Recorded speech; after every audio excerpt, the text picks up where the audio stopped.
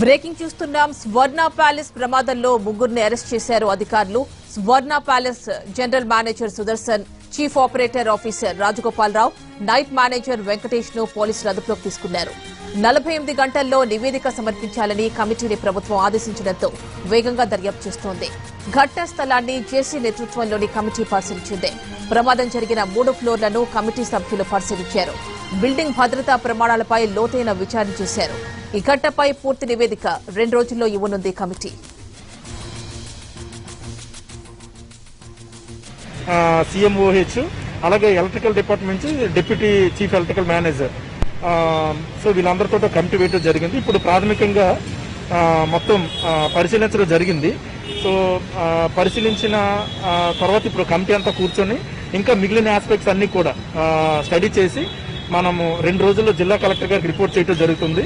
ఇది కాకుండా ప్రభుత్వం 2 ఉన్నత స్థాయి కమిటీలు కూడా వేసింది. ఇది యాక్చువల్గా ఇది జిల్లా స్థాయి కమిటీ. సో స్టేట్ లెవెల్లో సిఇఓ ఆరోగ్యశ్రీ గారు అలాగే డైరెక్టర్ మెడికల్ ఎడ్యుకేషన్ వీళ్ళిద్దరితోటి హెల్త్ పరంగా ఒక కమిటీని వేశారు. అలాగే హోమ్ మినిస్ట్రీ తరఫు నుంచి ఫైర్ సేఫ్టీకి సంబంధించిన కమిటీ కూడా వేయటం జరిగింది. సో వాళ్ళు కూడా ఇప్పుడు స్టడీ చేయడం జరుగుతుంది. సో వీటన్నిటిని మా కమిటీ పరంగా మేము అన్ని చూసి ఆ తర్వాత ఇప్పుడు రమేష్ హాస్పిటల్ దగ్గర ఏ విధంగా వీళ్ళు కోవిడ్ పేషెంట్స్ని అడ్మిట్ చేసుకుంటున్నారు, ఏ విధంగా డిశ్చార్జ్ చేస్తున్నారు, అక్కడ ఫీజు స్ట్రక్చర్స్ అవి ఎలా ఉన్నాయి, ఏ విధంగా వీళ్ళందరికీ కూడా ఛార్జ్ చేస్తున్నారు అన్నది కూడా స్టడీ చేసి ఈ ఓవరాల్ రిపోర్ట్ ఈ 3 మీద కూడా పూర్తి స్థాయిలో రిపోర్టు 2 డేస్లో కలెక్టర్ గారికి ఇవ్వడం జరుగుతుంది. Thank you. ప్రాథమికంగా చాలా విషయాలు తెలిసాయి. కాకపోతే ఏంటంటే అది మనం పీస్ మీల్ కింద ఒక్కొక్కటి ఇవ్వటం కాకుండా మీకు కాంప్రహెన్సివ్గా, ఎందుకంటే నేను ఒక రిపోర్ట్లో ఒక పాయింట్ మెన్షన్ చేశానంటే అది పూర్తిగా ఎవిడెన్స్ అన్నది ఉండాలి. ఆ ఎవిడెన్సెస్ అన్ని కూడా గ్యాదర్ చేస్తున్నాం. సో హోటల్కి సంబంధించిన పర్మిషన్స్, హాస్పిటల్కి సంబంధించిన పర్మిషన్స్, హాస్పిటల్ ఏ విధంగా నడపాలి, వీళ్ళు ఏ విధంగా నడుపుతున్నారు, అసలు ఎలాంటి పేషెంట్స్ని అడ్మిట్ చేసుకుంటున్నారు, అంటే మనం ఇచ్చిన ఆర్డర్ ప్రకారం కోవిడ్ కేసెస్ని మనం అడ్మిట్ చేసుకోవాలి. సో ఆ విధంగానో లేకపోతే సస్పెక్ట్ కేసెస్ని కూడా ఇక్కడ తీసుకుని చేస్తున్నారా, అలాగే ముఖ్యంగా ఫీజు మనకి ఏ విధంగా మనకి జీవో నెంబర్ 77 ప్రకారం ఆ ఫీజు స్ట్రక్చర్ ఏదైతే ఉందో అదే ఫాలో అవుతున్నారా లేదా అన్నది కూడా వెరిఫై చేయడం జరుగుతుంది. Thank you.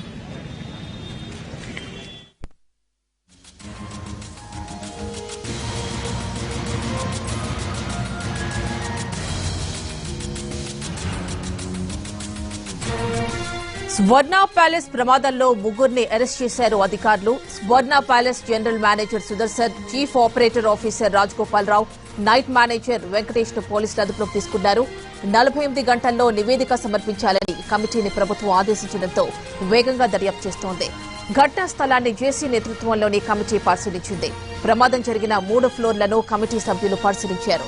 బిల్డింగ్ భద్రతా ప్రమాణాలపై లోతైన విచారణ చేశారు. ఈ ఘటనపై పూర్తి నివేదిక 2 రోజుల్లో ఇవ్వనుంది కమిటీ. విజయవాడ అగ్ని ప్రమాదం ఘటనపై 3 పోలీస్ బృందాలు దర్యాప్తు చేస్తున్నాయి. స్వర్ణ ప్యాలెస్ యజమానికి ముత్తవరపు శ్రీనివాస్ ఇంట్లో తనిఖీలు చేశారు అధికారులు. ఎవరినీ ఇంట్లోకి అనుమతించని పోలీసులు అగ్రిమెంట్ పత్రాలను పరిశీలిస్తున్నారు. ఫైర్ సేఫ్టీ నిబంధనలు పాటించకపోవడంపై కూడా దర్యాప్తు చేస్తున్నారు. అనుమతి లేకుండా కరోనా ట్రీట్మెంట్ పై కూడా విచారణ చేస్తున్నారు. మరో బృందం రమేష్ హాస్పిటల్లో విచారణ చేస్తోంది. 3వ బృందం అగ్ని ప్రమాదం జరిగిన స్వర్ణ ప్యాలెస్ వద్ద విచారణ చేస్తోంది.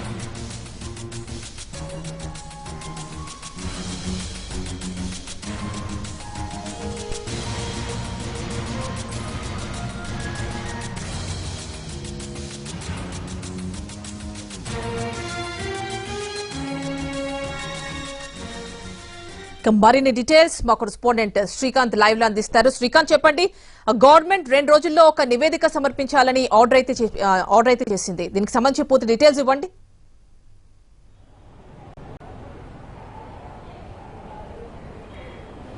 కోవిడ్ కేర్ సెంటర్గా ఉన్నటువంటి స్వర్ణ ప్యాలెస్లో నిన్న జరిగిన అగ్ని ప్రమాదానికి సంబంధించి ఈరోజు ఉదయం నుంచి కూడా జిల్లా స్థాయిలో ఏర్పాటు చేసినట్టు మూడు కమిటీలు అయితే పూర్తి స్థాయిలో విచారణ కూడా వేగవంతం చేశాయి. ఇప్పటికే పోలీసు బృందం కూడా ఈ విషయానికి సంబంధించి కేసు నమోదు చేసిన నేపథ్యంలో ఘటనలో స్వర్ణ ప్యాలెస్ హోటల్లో పనిచేస్తున్నటువంటి సిబ్బంది ముగ్గురిని అయితే ఇప్పటికే అరెస్ట్ కూడా చేసిన పరిస్థితి కూడా. ఇక మొత్తం స్వర్ణ ప్యాలెస్ యజమానికి సంబంధించి ముత్తవరపు శ్రీనివాస్ కూడా అందుబాటులో లేని పరిస్థితి నేపథ్యంలో ఒక బృందం శ్రీనివాస్ ఇంటికి వెళ్ళి కొన్ని డాక్యుమెంట్లు అదేవిధంగా హార్డ్ డిస్క్ కూడా స్వాధీనం కూడా చేసుకుంది. మరోవైపు రమేష్ ఆసుపత్రి ప్రధానంగా ఈ కేసు అదేవిధంగా ఈ ప్రమాదానికి సంబంధించిన మొత్తం వ్యవహారం ప్రధానంగా రమేష్ ఆసుపత్రి చుట్టూ ఉచ్చు కూడా బిగుస్తున్నట్టుగా తెలుస్తుంది. ఎందుకంటే కోవిడ్కి సంబంధించి పేషెంట్స్ని జాయిన్ చేసుకోవడం, వాళ్ళ దగ్గర ఫీజులు వసూలు చేయడానికి సంబంధించి, ట్రీట్మెంట్కి సంబంధించి ఏ విధంగా చేస్తున్నారా అనే అంశానికి సంబంధించి ఇప్పటికే ఒక నివేదికను కూడా సిద్ధం చేయడానికి అయితే 3 కమిటీలు కూడా సిద్ధమవుతుంది. ఎందుకంటే ప్రభుత్వం నిబంధనల ప్రకారం మాత్రమే ఈ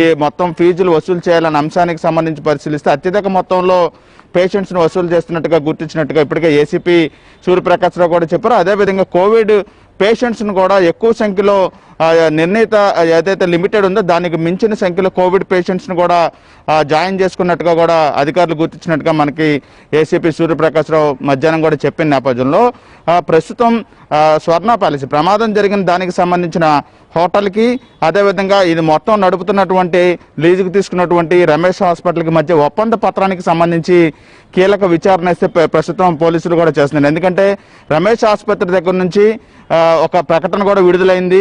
మొత్తం హోటల్ని నిర్వహణకు సంబంధించిన మొత్తం నిర్వహణ అంతా హోటల్ మేనేజ్మెంట్ చూసుకోవాలి. మెడిసిన్కి సంబంధించిన మెడికల్కి సంబంధించిన ఫెసిలిటీస్ మాత్రమే రమేష్ హాస్పిటల్ తరఫున మేము చూసుకుంటామని చెప్పి ఒక అగ్రిమెంట్ చేసుకున్నామని చెప్పి రమేష్ హాస్పిటల్ దగ్గర నుంచి ఒక ప్రకటన కూడా విడుదల చేసిన నేపథ్యంలో అసలు హోటల్ని కోవిడ్ సెంటర్కి ఇవ్వడానికి ప్రధానంగా అనుమతి తీసుకోవాల్సిన పరిస్థితి నేపథ్యంలో అటువంటి అనుమతి పత్రం అయితే హోటల్ నిర్వాహకుల దగ్గర లేదు.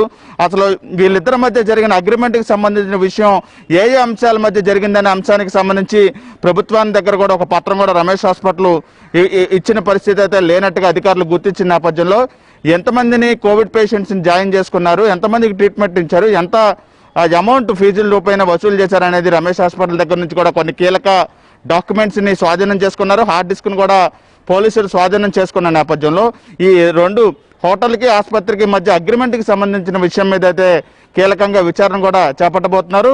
అటు హోటల్ యాజమాన్యం ముత్తువరపు శ్రీనివాస్తో పాటుగా రమేష్ హాస్పిటల్ మేనేజ్మెంట్లో కొంతమందిని కూడా విచారించే ఆలోచనలు కూడా ప్రస్తుతం పోలీసులు కూడా నిమగ్నమారు. ఇందులో భాగంగానే ఈ రోజున 3 అరెస్ట్ చేశారు. వాళ్ళందరూ కేవలం విధి నిర్వహణలో ఆ సమయంలో హోటల్లో ఉన్నారు కాబట్టి వాళ్ళని ప్రాథమికంగా అరెస్ట్ చేయడం జరిగింది.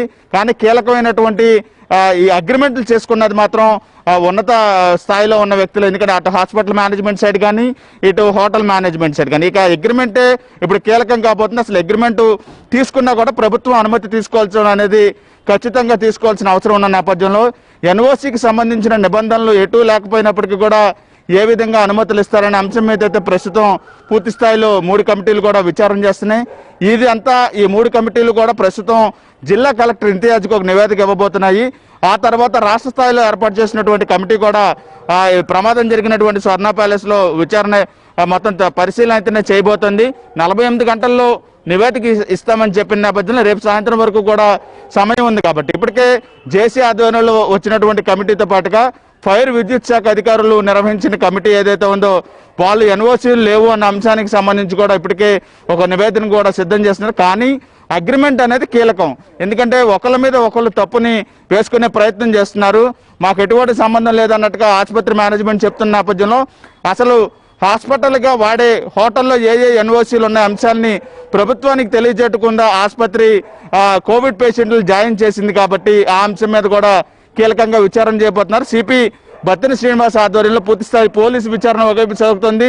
ప్రమాదానికి సంబంధించి కోవిడ్ పేషెంట్లకు సంబంధించిన అంశానికి సంబంధించి జిల్లా కలెక్టర్ ఏర్పాటు చేసిన 3 కమిటీలు విచారణ చేస్తున్నాయి. ఇక రాష్ట్ర ప్రభుత్వం ఏర్పాటు చేసిన ఒక కమిటీ కూడా ఈ ప్రమాదానికి సంబంధించి విచారణ చేస్తున్నాయి. మరోవైపు చనిపోయిన 10 మందిలో 8 మంది పేషెంట్స్కి కోవిడ్ నెగిటివ్ కూడా వచ్చింది. అయితే వాళ్ళకి ఎప్పుడు నెగిటివ్ వచ్చింది, ఎప్పుడు డిశ్చార్జ్ చేయాల్సి ఉంది, అయినా కూడా ఎందుకు అక్కడే కొనసాగిస్తున్నారు అంశాల మీద కూడా ప్రస్తుతం ప్రభుత్వం ఆధ్వర్యంలో అయితే విచారణ కమిటీలు అయితే విచారణ ముమ్మరం చేస్తున్న పరిస్థితి ప్రస్తుతం స్వర్ణ ప్యాలెస్లో అయితే ఉంది. శ్రీకాంత్, అంటే ఇంకొక పాయింట్ కూడా ఈ నివేదికలో వాళ్ళు నివేదించాల్సి ఉంది గవర్నమెంట్ కి. ఫీ స్ట్రక్చర్ కావచ్చు, జీవో నెంబర్ 77 కి లోబడే వాళ్ళు వసూలు చేస్తున్నారు. ఇదొక పాయింట్. అయితే కోవిడ్ పాజిటివ్ పేషెంట్స్ ని వీళ్ళు జాయిన్ చేసుకుంటున్నారా, లేకపోతే జస్ట్ సిమ్టమ్స్ ఉన్న వాళ్ళు కూడా వీళ్ళు జాయిన్ చేసుకుంటున్నారా?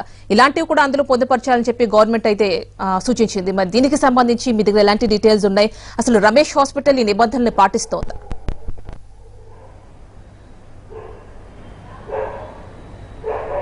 ఖచ్చితంగా కోవిడ్ లక్షణాలు ఉన్న వారిని హోమ్ క్వారంటైన్ ఉండాలని చెప్పి ఇప్పటికే ప్రభుత్వం చెబుతున్న నేపథ్యంలో ఇక్కడ జాయిన్ అయిన వాళ్ళు కోవిడ్ పేషెంట్స్గా ఒకవైపున రమేష్ హాస్పిటల్ యాజమాన్యం చెబుతుంది. అయితే నిన్న చనిపోయిన వాళ్ళందరికీ పోస్ట్ మార్టం చేస్తే 8 మందికి నెగిటివ్ వచ్చింది. ఈ నేపథ్యంలో వీళ్ళందరూ లక్షణాలతో జాయిన్ అయ్యారా లేకపోతే పాజిటివ్ వచ్చాక జాయిన్ అయ్యారా అనేది బంధువుల నుంచి కూడా పోలీసు వర్గాలు అయితే సమాచారం సేకరిస్తున్నాయి. ఫీజులకు సంబంధించి నిబంధనల ప్రకారం కాకుండా పెద్ద ఎత్తున భారీ మొత్తంలో అయితే ఫీజులు పర్ డే 30 నుంచి 50 వేలు వసూలు చేస్తున్నట్టుగా కూడా పోలీసులు విచారణలో గుర్తించినట్టుగా తెలుస్తుంది. ఇక నిర్ణీత ఎంతైతే లిమిటెడ్ సంఖ్య ఉంటుందో ఆ సంఖ్యకు మించి కూడా కోవిడ్ పేషెంట్స్ ని కోవిడ్ సెంటర్లో ఏర్పాటు చేస్తున్నట్టుగా కూడా పోలీసు విచారణలో గుర్తించిన నేపథ్యంలో పూర్తి స్థాయిలో ఏ విధమైన ట్రీట్మెంట్ జరుగుతోంది, అది ప్రభుత్వ నిబంధనలకు అనుగుణంగా జరుగుతుందా, ఫీజుల వసూలుకు సంబంధించి కూడా ప్రభుత్వం ఒక నిర్ణీత ప్రమాణాలను కూడా విడుదల చేసిన నేపథ్యంలో ఆ ప్రమాణాలకు అనుకూలంగా ఫీజులు వసూలు చేయట్లేదనే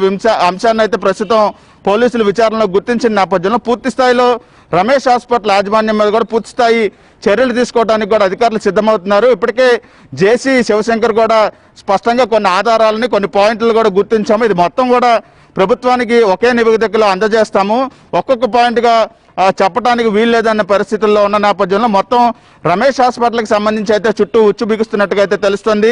ప్రమాదానికి సంబంధించిన నమోదైన కేసులో కూడా A1గా రమేష్ హాస్పిటల్ ఉంది, A2గా స్వర్ణ ప్యాలెస్ యాజమాన్యం ఉన్న నేపథ్యంలో మొత్తం ప్రభుత్వం నుంచి అనుమతి తీసుకొని కోవిడ్ సెంటర్గా మార్చింది మొత్తం అంతా కూడా రమేష్ హాస్పిటలే కాబట్టి వాళ్ళ చుట్టూనే పెద్ద సంఖ్యలో వాళ్ళకి సంబంధించి కేసు అయితే తిరిగే అవకాశాలు కూడా కనపడుతున్నాయి. ఎందుకంటే హోటల్కి నేరుగా అయితే కోవిడ్ సెంటర్ పెట్టుకోవడానికి ప్రభుత్వం అనుమతి ఎక్కడా ఇవ్వలేదు.